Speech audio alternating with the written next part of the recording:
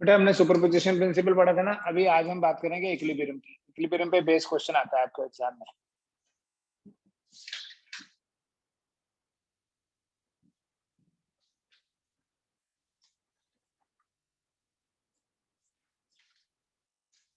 Equilibrium of charges. Equilibrium वो condition है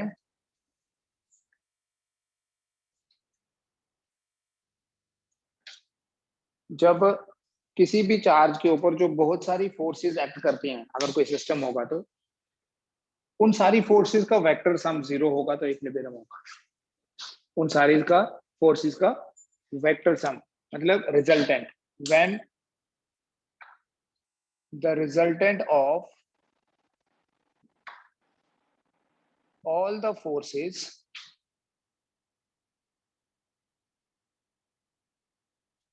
acting on a charge is 0, then the charge is in equilibrium.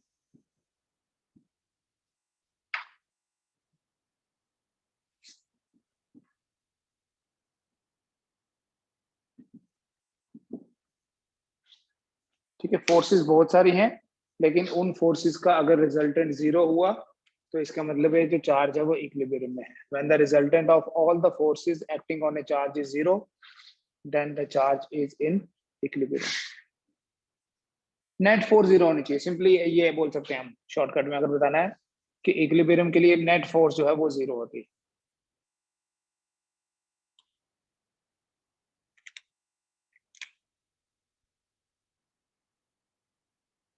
Equilibrium के लिए net force is 0।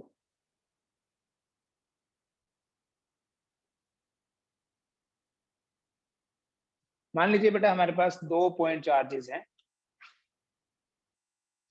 and let us name them as Q1 and Q2। 2 point charges हैं Q1 और Q2। अब इनमें इस Q1 के ऊपर कितनी फोर्सेस लग रही हैं? नंबर ऑफ फोर्सेस कितने हैं? एक ही फोर्स लग रही है Q2 के कारण। ठीक है, अगर पॉजिटिव हुआ तो रिपेल करेगा, दोनों एक पॉजिटिव और एक नेगेटिव हुआ तो अट्रैक्शन। Q2 के ऊपर कितनी फोर्सेस लग रही हैं? Q2 के ऊपर भी एक। तो रिजल्टेंट तो 0 हुआ ही नहीं। रिजल्टेंट कब 0 होता है? देखो ये एक ऑब्जेक्ट है, एक फोर्स इधर लग रही है, एक इधर लगेगी, तो रिजल्टेंट 0 होता है ना। अगर दोनों फोर्सेस का मैग्नीट्यूड बराबर हुआ, डायरेक्शन अपोजिट हुई, तो रिजल्टेंट 0 होता है। अब अगर हमारे पास है ही 2 चार्जेस तो रिजल्टेंट 0 नहीं हो सकता, क्योंकि 2 चार्जेस के सिस्टम में हर एक चार्ज के ऊपर एक एक ही फोर्स लग रही है। तो मैं ऐसे नहीं बोल सकता, देखो ये पार्टिकल है, एक फोर्स इधर लग रही है, तो इक्विलिब्रियम तो हुआ ही नहीं। इक्विलिब्रियम तब होगा जब इस एक फोर्स को कोई दूसरी वाली बैलेंस करे, अपोजिट डायरेक्शन में हो और मैग्नीट्यूड सेम हो। अच्छा, ऐसा भी नहीं हो सकता कि एक फोर्स इधर और दूसरी इधर लग रही है, मैं बोलूं अब इक्विलिब्रियम है? नहीं। इक्विलिब्रियम के लिए क्या होना चाहिए? पहली चीज, कम से कम 2 फोर्सेस होनी चाहिए, और दूसरा उन दोनों की डायरेक्शन अपोजिट होनी चाहिए, और तीसरा उनका मैग्नीट्यूड भी बराबर होना चाहिए। ठीक है, जैसे अगर ये बॉडी है, ये पार्टिकल है, इधर मैं लगाऊं 10 न्यूटन और इधर लगाऊं मैं 4 न्यूटन, तो ये नहीं बोल सकते कि ये इक्वल एंड अपोजिट है। अपोजिट तो है लेकिन इक्वल नहीं है इनका मैग्नीट्यूड। तो इक्विलिब्रियम कब होगा? जब इधर भी 10 और इधर भी 10 ही लग रहे। ठीक है, दैट मीन्स कम से कम कितने चार्जेस होने चाहिए तब इक्विलिब्रियम होगा? कम से कम 3 चार्जेस होने चाहिए। कम से कम 3 चार्जेस होने चाहिए, ताकि हर एक चार्ज के ऊपर 2-2 फोर्सेस लगे। क्योंकि एक चार्ज के ऊपर कौन लगा, अगर 3 चार्जेस हैं तो इसके ऊपर ये भी लगाएगा, ये भी लगाएगा, इसके ऊपर ये भी लगाएगा, ये भी लगाएगा। लेकिन अगर 2 ही चार्जेस हैं तो इस पे भी एक और इस पे भी एक, तो उस केस में इक्विलिब्रियम नहीं हो सकता। इक्विलिब्रियम तब होता है जब हमारे पास कम से कम 3 चार्जेस हो, सो दैट हर एक चार्ज के ऊपर 2-2 फोर्सेस लग रही हो। फिर हम देखेंगे कि उन दोनों का मैग्नीट्यूड भी सेम होना चाहिए, डायरेक्शन भी अपोजिट होनी चाहिए। बट पहली रिक्वायरमेंट क्या है कि कम से कम 3 चार्जेस होने चाहिए। देखो सपोज करो मैं कहीं पर, मुझे पता नहीं है Q1 कितना है, Q2 कितना है, वैल्यू कोई नहीं पता है, मैं बीच में कहीं पर भी किसी जगह कोई चार्ज रख लेता हूँ Q। ठीक है, अभी जब हमने कोई साइन नहीं दिया इसका मतलब सब पॉजिटिव ही है। ध्यान से देखना, इस पॉजिटिव को ये वाला पॉजिटिव रिपेल करेगा, अट्रैक्ट करेगा, तो ये होगी फोर्स की डायरेक्शन। मान लो जो इसकी यहां पर फोर्स लग रही है वो F1 है, ये वाला पॉजिटिव इस पॉजिटिव को अट्रैक्ट करेगा, रिपेल करेगा। तो एक चीज कंफर्म हो गई कि इन दोनों फोर्सेस की डायरेक्शन तो अपोजिट है। क्या डायरेक्शन अपोजिट होने से इक्विलिब्रियम होता है? देखो, सिर्फ डायरेक्शन अपोजिट होने से इक्विलिब्रियम होता है? नहीं होता है। अब डायरेक्शन अपोजिट होने के साथ साथ और क्या होना चाहिए? मैग्नीट्यूड सेम होना चाहिए। सपोज करो बेटा ये डिस्टेंस है R1, ये डिस्टेंस है R2, तो इक्विलिब्रियम के लिए क्या होना चाहिए? फॉर इक्विलिब्रियम F1 का मैग्नीट्यूड और F2 का मैग्नीट्यूड सेम होना चाहिए। देयरफॉर F1 का मैग्नीट्यूड, इन दोनों के बीच में जो फोर्स है वो है F1 के Q1 into Q divided by R1 square should be equal to K Q2 into Q divided by R2 square. K और K cancel, capital Q cancel, तो आप ना एक सीधा रेशो बना सकते हो, यहां से ऐसे बोल सकते हो देयरफॉर Q1 बाय Q2, ये Q2 इधर आ जाए, equals to R1 by R2 whole square. ये इक्विलिब्रियम की कंडीशन आ गई डायरेक्ट क्वेश्चन करने के लिए। डायरेक्ट मतलब अगर मल्टीपल चॉइस की फॉर्म में होगा, न्यूमेरिकल की फॉर्म में होगा, तो आप डायरेक्ट फॉर्मूला यूज कर लेना इक्विलिब्रियम के लिए। इन दोनों चार्जेस की रेशो इनके डिस्टेंस के स्क्वायर के रेशो के बराबर होनी चाहिए। 1 मिनट समझ लो, उसके बाद लिखना। बेटा अगर ये नेगेटिव होता तो तब इक्विलिब्रियम हो सकता था या नहीं? सिर्फ ये सोचो, अगर ये नेगेटिव होता, इसने अट्रैक्ट करना था, उसने भी अट्रैक्ट करना था, तो डायरेक्शन अपोजिट जब हो गई ना, तब आप बोल सकते हो कि इक्विलिब्रियम हो सकता है। बस एक ही कंडीशन है कि मैग्नीट्यूड भी सेम होना चाहिए। अगर डायरेक्शन ही अपोजिट ना हुई तो फिर मैग्नीट्यूड देखने का फन ही नहीं है कोई। डायरेक्शन अपोजिट अगर नहीं है तो कभी भी इक्विलिब्रियम पॉसिबल नहीं है। इसलिए जब भी आप इक्विलिब्रियम की बात करेंगे, सबसे पहले क्या चेक करना कि डायरेक्शन अपोजिट है या नहीं। ठीक है, अब नोट कर लो।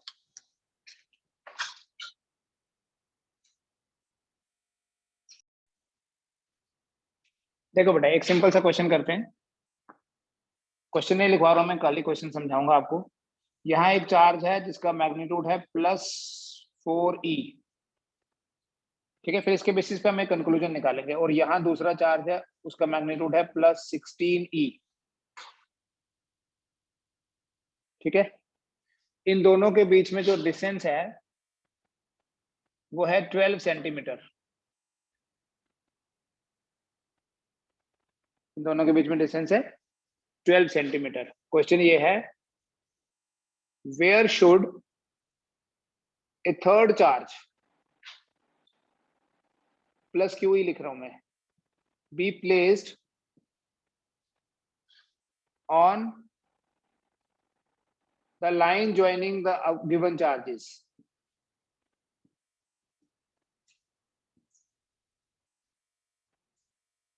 so that it remains in equilibrium। कहां रखें इन दोनों के बीच में कोई चार्ज?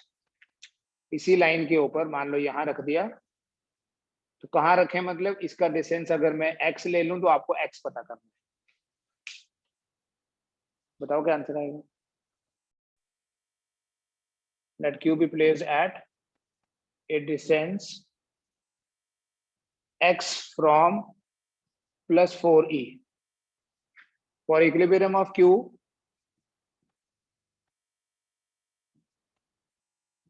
क्या होना चाहिए? इन दोनों की रेशो, डायरेक्ट मैं बता रहा हूं, 4e divided by 16e should be equal to, अगर बेटा ये वाला डिस्टेंस x है तो ये वाला डिस्टेंस कितना हुआ, x माइनस 12 या 12 माइनस एक्स, लेकिन स्क्वायर भी है, ये नहीं बोलना। e और e कट जाएगा, ये 4/16 को आप 1/4 भी बोल सकते हो।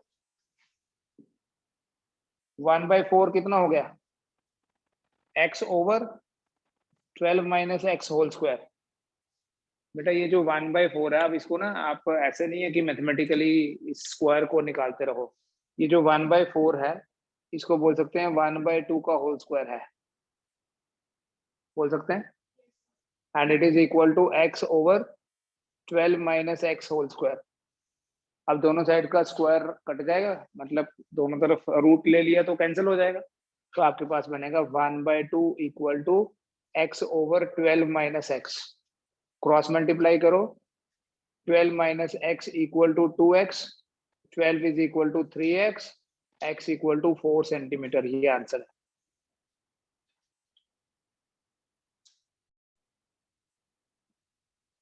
उसके बाद देखिए बेटा, हम डिफरेंशिएट करते हैं, फिर हम उस कंक्लूजन को नहीं याद रखेंगे। स्टेबल इक्विलिब्रियम क्या होता है, अनस्टेबल इक्विलिब्रियम क्या होता है, अनस्टेबल इक्विलिब्रियम क्या होता है, स्टेबल इक्विलिब्रियम और अनस्टेबल। मैं एग्जांपल से समझा रहा हूं आपको। बेटा अगर मेरे पास ये कोई बाउल है, ऐसे कोई आर्क शेप में कोई कंटेनर है सपोज, ध्यान से समझना इसको, ये आगे चल के बड़े काम आएगी ये वाली एग्जांपल। अगर मैं यहाँ पर एक बॉल रखूं और मैं ये आपको बोलूं कि ये बॉल जो है ये रेस्ट पे है, तो रेस्ट पे है मतलब इक्विलिब्रियम है। कोई बॉडी रेस्ट पे है इसका मतलब उसके ऊपर कोई फोर्स नहीं लग रही, फोर्स लगेगी तो वो मूव करेगी, इसलिए अगर ये बॉल रेस्ट पे है तो बोलते हैं ये इक्विलिब्रियम है। अब आप क्या करो, अगर मैं यहां से इस बॉल को डिस्टर्ब करके थोड़ा सा ऊपर ले जाऊं, यहां छोड़ दूं जाके, तो क्या ये वहां रुका रहेगा, इसकी कोशिश होगी वापस यहाँ आने की, अब वो यहाँ नहीं रुक पाएगा, इधर चला जाएगा, फिर इधर आएगा, कोशिश फिर वापस आने की है, थोड़ी देर के बाद यहाँ रुकेगा। मतलब ऐसे तो उसका इक्विलिब्रियम था, लेकिन वहां से डिस्टर्ब करने के बाद उसकी टेंडेंसी है वापस वहीं आने की, ठीक है, उसकी टेंडेंसी क्या है, वापस वहीं पर आने की। उस इक्विलिब्रियम को स्टेबल इक्विलिब्रियम बोलते हैं, कि आप डिस्टर्ब कर लो मैं फिर भी वहीं जाऊंगा, वो स्टेबल है। लेकिन अगर यही बॉल में उल्टा कर दूं और एक बॉल इस पे रख दूं यहाँ, और बोलूंगा ये रुका हुआ बॉल है, तो अभी भी ये रुका हुआ है तो मतलब इक्विलिब्रियम है। लेकिन अब अगर मैं इसको यहां से डिस्टर्ब करूं तो क्या ये वापस आएगा, नहीं आएगा। तो इस इक्विलिब्रियम को बोलते हैं अनस्टेबल इक्विलिब्रियम। तो कैसे याद रखेंगे,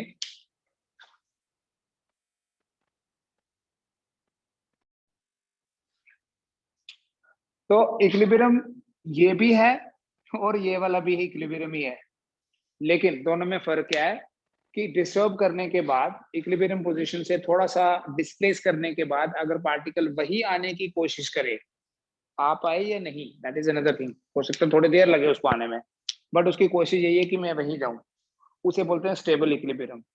और जब वो वापस नहीं आ पाए उसे बोलते हैं अनस्टेबल इक्विलिब्रियम। इसको ना थोड़ा टेक्निकली समझो। स्टेबल इक्विलिब्रियम जब होता है ना, तब ये ग्राउंड लेवल पे है, अनस्टेबल इक्विलिब्रियम है तो वो मैक्सिमम हाइट पे है, इसलिए यहाँ पर ये अभी तो नहीं काम आएगा, बाद में काम आएगा कॉन्सेप्ट, पोटेंशियल एनर्जी मिनिमम होती है। कौन सी पोटेंशियल एनर्जी, mgh वाली, तो यहाँ तो h जीरो है, तो यहाँ पर h मैक्सिमम है, तो पोटेंशियल एनर्जी जो है वो मैक्सिमम है। ये कॉन्सेप्ट याद रखना बेटा, जब भी किसी पार्टिकल की पोटेंशियल एनर्जी मिनिमम होती है उसका इक्विलिब्रियम स्टेबल होता है, और जब किसी पार्टिकल की पोटेंशियल एनर्जी मैक्सिमम होती है तो उसका इक्विलिब्रियम अनस्टेबल है। अब चार्ज पॉइंट ऑफ व्यू से, अभी यहाँ नोट करने वाला कुछ नहीं बेटा, सिर्फ समझने वाला। चार्ज पॉइंट ऑफ व्यू से समझो, ये एक चार्ज है Q1, पॉजिटिव ले रहा हूं, पॉजिटिव, और यहाँ बीच में एक बार पॉजिटिव और एक बार नेगेटिव, हो सकता है मैं इंटरचेंज करके बनाऊं, इधर स्टेबल और इधर अनस्टेबल, ये नहीं सोचना कि जैसे मैंने बनाया वैसे ही है। और एक बार मैंने यहाँ रखा नेगेटिव। मान लेते हैं कि ये इक्विलिब्रियम ही है इसका। पहले तो ये तो हमें पता है कि इसका तो इक्विलिब्रियम इसलिए होगा क्योंकि ये पॉजिटिव इस पॉजिटिव को रिपेल कर रहा है, ये पॉजिटिव इस पॉजिटिव को रिपेल कर रहा है, दोनों बराबर होंगे तो इक्विलिब्रियम होगा। ठीक है, बट हम ये एज्यूम कर रहे हैं कि इक्विलिब्रियम है ही है, मतलब दोनों बराबर हैं। और यहाँ पर भी ये पॉजिटिव इस नेगेटिव को अट्रैक्ट करेगा, ये पॉजिटिव इस नेगेटिव को अट्रैक्ट करेगा, तो दोनों अट्रैक्शंस बराबर। जब दोनों अट्रैक्शंस बराबर तब भी इक्विलिब्रियम होगा। अगर बराबर हुई तो हम तो एज्यूम कर रहे हैं कि इक्विलिब्रियम है। बट सोचो इसकी फोर्स को, इस Q1 की फोर्स को F1 बोल रहा हूं बेटा, लिखना कुछ नहीं है, सिर्फ पहले समझ लो, बाद में आप अपने आप लिख पाओगे। Q1 की फोर्स को F1 बोला है, Q2 की फोर्स को F2 बोला है। यहाँ F1 इधर की तरफ है, F2 इधर की तरफ है, ये तो पता चल रहा है या नहीं?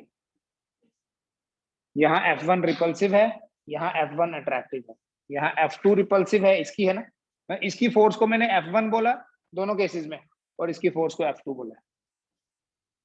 ठीक है, अब आगे देखो, ये पॉइंट ए, पॉइंट बी और ये ओ है, ए बी ये ओ है। सपोज करो, पूरी कंसंट्रेशन से देखना मैं क्या बोल रहा हूं, मैं इस चार्ज को प्लस क्यू को यहां से यहां ले जा रहा हूं ओ डैश पे। ओ पॉइंट पे दोनों का इक्विलिब्रियम है, मतलब ओ पॉइंट पे क्या है, F1 और F2 दोनों का मैग्नीट्यूड बराबर है। बट जब मैं उसको ओ से ओ डैश ले जाऊंगा तो F1 बड़ा होगा कि F2 बड़ा होगा? F1 इसकी रिपल्शन ज्यादा होगी कि इसकी रिपल्शन ज्यादा होगी? इसकी रिपल्शन ज्यादा होगी। बेटा जब ओ से ओ डैश चला गया तो इस चार्ज से तो दूर हो गया, उसके पास हो गया, तो जिससे दूर हो गया उसकी रिपल्शन कम हो जाएगी ना, और जिसके पास आ गया उसकी रिपल्शन बढ़ जाएगी। दैट मीन्स जब वो ओ से ओ डैश गया तो इसकी रिपल्शन ज्यादा है कि इसकी? Q1 की ज्यादा है या Q2 की? Q2 की ज्यादा है, because it has come more closer to Q2। तो जब उसकी रिपल्शन ज्यादा होगी तो जैसे यहाँ पर दोनों बराबर हैं, यहाँ पर इसकी ज्यादा, तो ये वापस नहीं आ जाएगा। देखो ओ पॉइंट पे दोनों बराबर हैं, F1 और F2 दोनों बराबर हैं, F1 और F2 दोनों बराबर हैं ओ पॉइंट पे। ठीक है, मैं अलग से बना कर दिखाता हूँ। लेकिन ओ डैश पॉइंट पे एक फोर्स ये वाली जो है वो हो गई F1 डैश, सपोज नाम चेंज कर देते हैं, और जो इसकी रिपल्शन है वो हो गई F2 डैश। ओ पॉइंट किसके ज्यादा पास है पहले के कंपैरिजन में? बी के ज्यादा पास है। इसका मतलब ओ पॉइंट पे जिसके ज्यादा पास होगा फोर्स तो कम, डिस्टेंस पे फोर्स ज्यादा लगती है ना। F2 dash is greater than F1 dash. इसकी रिपल्शन ज्यादा, जब इसकी रिपल्शन ज्यादा लगेगी क्योंकि इसके पास अगर मैं इसको यहां से यहां लाता तो इसकी रिपल्शन बढ़ जाती। अगर बेटा इसकी रिपल्शन बढ़ रही है, यहाँ पर देखो जब दोनों बराबर हैं तो ये सिचुएशन है। अब ये अगर ज्यादा है तो ये इधर ही आ गया ना वापस। किसकी तरफ जाएगा पार्टिकल? जिधर, जैसे मान लो ये यहाँ पर दोनों 10-10 थी, यहाँ से थोड़ा दूर चले गए, ये इसकी फोर्स हो गई 8 और उसकी हो गई 12, तो इधर नहीं आया वापस, वापस आ गया, तो उस इक्विलिब्रियम को स्टेबल इक्विलिब्रियम बोलते हैं। यही चीज दोबारा समझो, ओ पे दोनों बराबर है, जब मैं इसको ओ डैश पे ले जाऊं उसके ज्यादा करीब हो गए ना, तो उसकी अट्रैक्शन बढ़ गई। जब उसकी अट्रैक्शन बढ़ गई उसने तो खींच लेना उसको। ओ पे क्या था, दोनों बराबर थे, ओ डैश अगर मैं उधर ले जाता हूं तो उधर ही चला जाएगा, और अगर मैं इधर लाता हूं तो इधर ही आ जाएगा वापस। तो क्या याद रखना है, देखो दो पॉजिटिव के बीच में तीसरा वाला अगर पॉजिटिव होगा, सेम साइन होगा, कुछ लिखने की जरूरत नहीं, इसलिए मैंने बोला था, तो उसका स्टेबल इक्विलिब्रियम, मतलब अगर सबका साइन सेम है तो स्टेबल इक्विलिब्रियम, और अगर दोनों पॉजिटिव है लेकिन बीच वाला नेगेटिव है तो अनस्टेबल इक्विलिब्रियम। जो समझ में आया वो लिख लो आप अपने हिसाब से।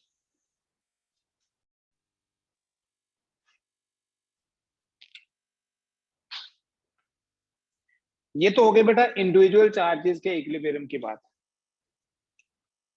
For a system to be in equilibrium,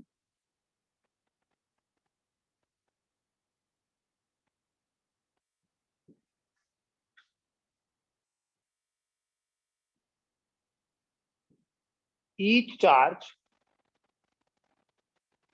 should separately be in equilibrium.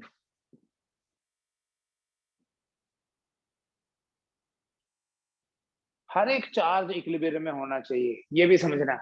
Again मैं आपको एग्जांपल से समझाता हूँ, फिर इस पे बेस क्वेश्चन बोर्ड एग्जाम में आया हुआ क्वेश्चन करवा रहा हूँ इसके बेसिस पे। आप मुझे सिर्फ ये बताओ, क्या इस सिस्टम में सारे चार्जेस का इक्विलिब्रियम पॉसिबल है? इसका भी, इसका भी और इसका भी। इसमें भी बताओ और इसमें भी बताओ, तो आपको ये वाला कॉन्सेप्ट समझ में आ गया है। अच्छा बेटा, एक चीज और ध्यान देना, यहाँ इक्विलिब्रियम कभी भी नहीं हो सकता कि इधर पॉजिटिव और इधर नेगेटिव। इक्विलिब्रियम कभी भी नहीं होगा, क्योंकि अगर बीच में देखो, अगर बीच में पॉजिटिव, आप बोलोगे हर बार मैं यहाँ सेम क्यों ले रहा हूँ? अगर बीच में पॉजिटिव है, ये रिपेल करेगा, वो अट्रैक्ट करेगा। सेम डायरेक्शन में तो जीरो आएगा ही नहीं। और अगर बीच में नेगेटिव है, ये पॉजिटिव और ये नेगेटिव लिया मैंने, इसलिए मैं साइड वाले दोनों हमेशा सेम लेता हूँ, क्योंकि तभी इक्विलिब्रियम पॉसिबल होता है। अगर बीच में नेगेटिव हुआ, ये अट्रैक्ट करेगा और वो सेम डायरेक्शन में कभी इक्विलिब्रियम। तो इक्विलिब्रियम के लिए सबसे इंपॉर्टेंट चीज क्या है कि अपोजिट डायरेक्शन होनी चाहिए। दूसरी इंपॉर्टेंट चीज क्या है? मैग्नीट्यूड सेम होना चाहिए। तो पहले डायरेक्शन देखना आसान है, मैग्नीट्यूड तो फाइंड करना पड़ता है लिख के, डायरेक्शन देखना आसान है। अब सारे यहाँ सारे पॉजिटिव हैं और यहाँ साइड वाले पॉजिटिव है, बीच वाला नेगेटिव है। आप बताओ यहाँ पर,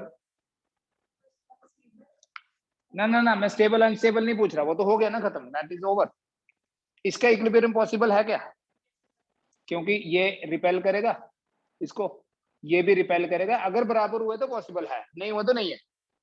इसका इक्विलिब्रियम पॉसिबल है क्या? सोचो, सिर्फ ये सोचना हाँ या ना, इक्विलिब्रियम पॉसिबल है या नहीं है।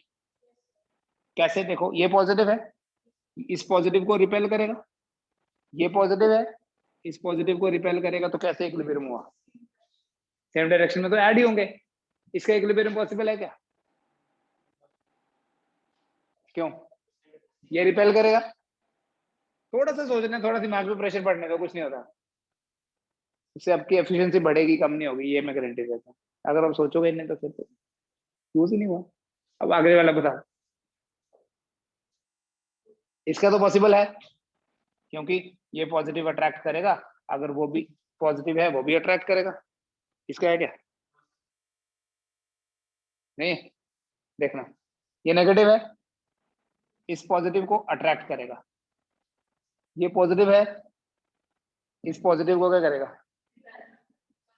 तो हो गया ना, मतलब हो सकता है।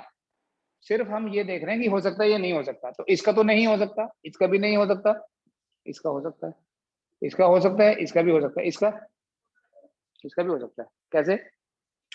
ये नेगेटिव है, इस पॉजिटिव को अट्रैक्ट करेगा, ये पॉजिटिव है, इस पॉजिटिव को रिपेल करेगा, तो इसका भी इक्विलिब्रियम पॉसिबल है। सोचो और पूछो तो पूछना। अब देखना बेटा, टू चार्जेस, ये बोर्ड में आया हुआ क्वेश्चन है, two charges plus Q each are kept at a distance r from each other.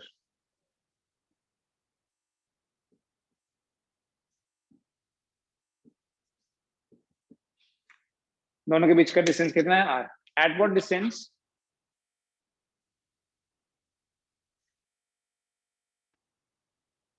a third charge q be placed, यहां मैंने साइन नहीं लिखा, प्लस भी नहीं माइनस भी नहीं, so that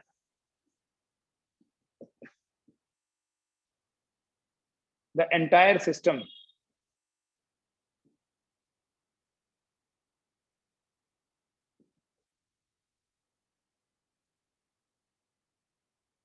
remains in equilibrium.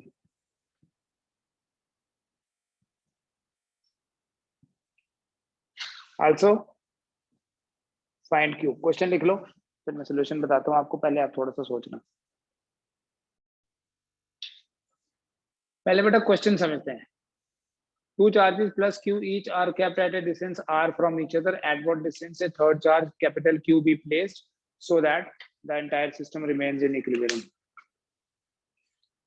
दो चार्जेस हैं प्लस Q each और इनके बीच का डिस्टेंस है R. तीसरा चार्ज कहां पे रखें? मान लो मैं यहां पे रख देता हूं. कहां पे रखें मतलब मुझे ये डिस्टेंस पता करना है. एक चीज यहाँ बिल्कुल ही आसान है, ये तो आराम से पता चल जाना चाहिए. दोनों पॉजिटिव है ना, दोनों का वैल्यू भी बराबर है, सेंटर में रखना पड़ेगा. नहीं, तभी तो फोर्स बराबर होगी, क्योंकि अगर चार्जेस का मैग्नीट्यूड सेम है तो डिस्टेंस भी सेम रखना पड़ेगा, तभी जाके इक्विलिब्रियम पॉसिबल होगा. नहीं तो हम प्रूव करेंगे. हमने x बोला ना, देखो x आएगा आपके पास r/2 हाँ. For equilibrium of q,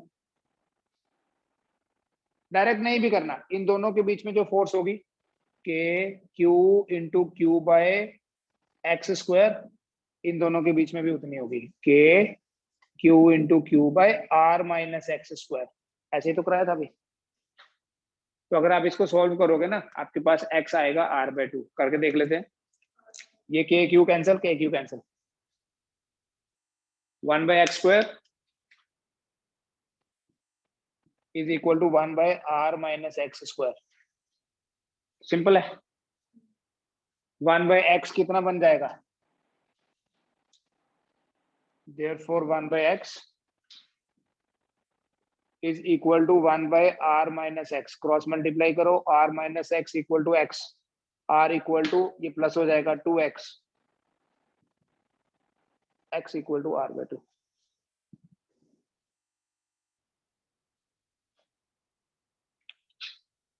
x equal to r/2 centre में आ गया. होना भी चाहिए. जब चार्जेस का मैग्नीट्यूड सेम है तो सेंटर में रखोगे तभी इक्विलिब्रियम आएगा. लेकिन हमने इस Q की वैल्यू भी पता करनी है. क्या लिखा था बेटा क्वेश्चन में? What is the value of Q, ताकि पूरा सिस्टम इक्विलिब्रियम में रहे. अब पूरा सिस्टम इक्विलिब्रियम में रहने के लिए Q पॉजिटिव होना चाहिए नेगेटिव? सोचो. नेगेटिव, क्योंकि अगर Q भी पॉजिटिव हुआ, ये तो ऑलरेडी पॉजिटिव है दोनों, तो ये तो रिपेल करेगा और ये भी रिपेल करेगा, वो तो इक्विलिब्रियम हो ही नहीं सकता. तो पहली चीज जो आपने डायरेक्ट लिखनी है, for equilibrium of the entire system, मतलब ये ऐसे लिखो, for equilibrium of all the charges Q should be negative. Capital Q जो है ये नेगेटिव होना चाहिए, ताकि उसकी रिपल्शन को कोई बैलेंस करे. अब इस कैपिटल Q की वैल्यू कितनी होनी चाहिए? देखो, इन दोनों के बीच में कितनी फोर्स है? K Q into Q by R square. उतनी ही इन दोनों के बीच में भी होनी चाहिए, तभी इक्विलिब्रियम होगा ना. इसकी रिपल्शन को इसकी अट्रैक्शन तभी तो बैलेंस कर पाएगी, अगर दोनों का मैग्नीट्यूड बराबर है. तो इसके और इसके बीच में जितनी फोर्स है, इसके और इसके बीच में भी उतनी. इसके ऊपर कौन लगा रहा है फोर्स? एक तो ये लगा रहा है और एक ये लगा रहा है. ये रिपेल और ये अट्रैक्ट, बट मैग्नीट्यूड तो बराबर होना चाहिए. तो यहां से आपके पास कैपिटल Q निकल जाएगा. कैसे? एक तो कैंसिल हो गया ये, सो आपके पास आया Q by R square equal to capital Q by x. कितना आया था? r/2.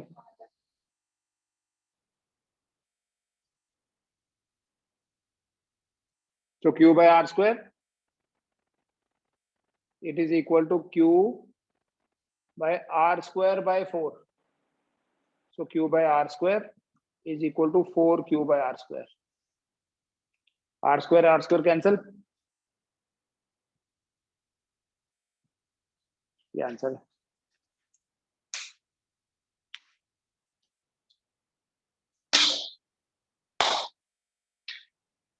चेक कर लो. तो अगर आपके पास यहाँ बड़े सारे ऑप्शंस है ना, इसी क्वेश्चन के एंड में बड़े सारे ऑप्शंस है. So what is the value of capital Q? ऐसे लिखा है Q by 4 minus Q by 2 minus Q by 4 या Q by 2. तो क्या बोलोगे, क्या आंसर है? इन चारों में से q/4 नहीं, q/4। ठीक है, आज इतना कर लीजिए, कल करेंगे इसको आगे कंटिन्यू।